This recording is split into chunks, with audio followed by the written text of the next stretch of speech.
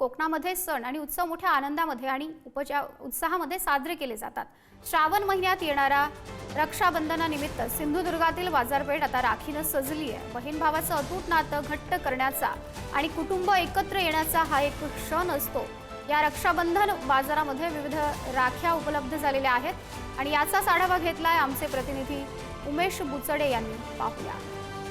रक्षाबंधन हा सण बहीण भावाचं नातं अतूट करण्याचा सण असतो आणि याच सणाच्या निमित्ताने आपण सिंधुदुर्गातील या कणकवली बाजारपेठेमध्ये विविध राख्या आता बाजारामध्ये उपलब्ध झालेल्या आहेत आणि वेगवेगळ्या रंगाच्या, त्यानंतर वेगवेगळ्या डिझाईनच्या, तसंच लहान तर लहान मुलांपासून ते थोड्या मोठ्या माणसांपर्यंत वेगवेगळ्या अशा प्रकारच्या राख्या या बाजारामध्ये उपलब्ध आहेत। आणि याच ठिकाणी आपण कणकवलीमध्ये काही राख्या खरेदी करणाऱ्या ज्या काकू आहेत, काकू काय सांगाल, राख्या खरेदी करताय तुम्ही?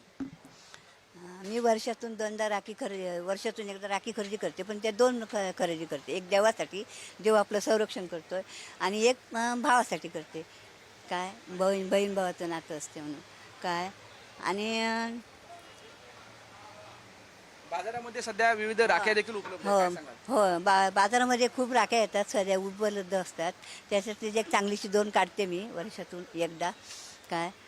नक्कीच काकीने सांगितलेलं आहे की मी दोन राख्या खरेदी करते, एक देवासाठी आणि एक माझ्या भावासाठी। काही ताई देखील आहे। ताई काय सांगशील, आज राख्या खरेदी करतेस? काय नाही, आता वर्षातनं एकदा हा सण येतो रक्षाबंधन, मग एक्साइटमेंट असते ना ती रक्षाबंधनची, त्याच्यासाठी आता राखी घ्यायला आली आहे। भाऊ येणार आहेत मुंबईवरनं, त्यांच्यासाठी राखी घेते आहे। छान छान राख्या आहेत तिकडे अवेलेबल, बघते, डिझाईन चूज करते। बहिणीच्या पाठीमागे भावाने राहावं, असं अतूट नातं जपत राहावं आणि रक्षाबंधन त्या निमित्ताने साजरं केलं जातं असं देखील सांगितलं आहे। त्यामुळे रक्षाबंधनच्या निमित्ताने आता बाजारपेठेमध्ये आपल्याला गर्दी दिसत आहे। कॅमेरामॅन अमेश सुर्वेसह उमेश बुचडे, पुढारी न्यूज, सिंधुदुर्ग।